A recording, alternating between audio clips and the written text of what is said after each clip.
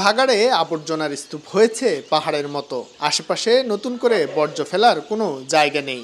ভাগাড় সংলগ্ন মহাসড়কের দুই পাশও ভরে যাচ্ছে আবর্জনায়।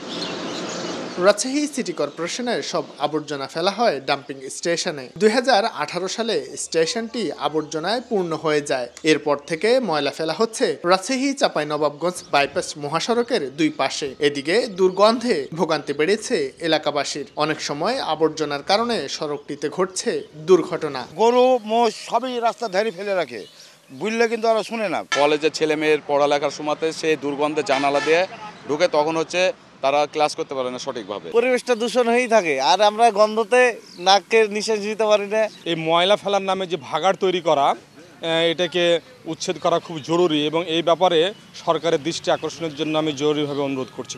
সিটি কর্তৃপক্ষ বলছে নতুন ডাম্পিং স্টেশন স্থাপনা ঊর্ধ্বতন কর্তৃপক্ষের কাছে প্রস্তাবনা পাঠানো আছে। অনুমোদন হলেই শুরু হবে কাজ। আমাদের নতুন ডাম্পিং গ্রাউন্ড আমরা এখনো করতে পারি নাই, তো এটা করার জন্য আমরা গভর্নমেন্টকে একটা প্রজেক্ট সাবমিট করেছিলাম। তো সেটা এখনো অ্যাপ্রুভড হয় নাই, হয়তো অ্যাপ্রুভ হলে তখন নতুন জায়গা আমরা নিতে পারবো। 2003 সালে রাজশাহী মহানগরীর সিটিহাটের মধ্যেই 15 বিঘা জমির উপর নির্মাণ করা হয় ডাম্পিং স্টেশনটি।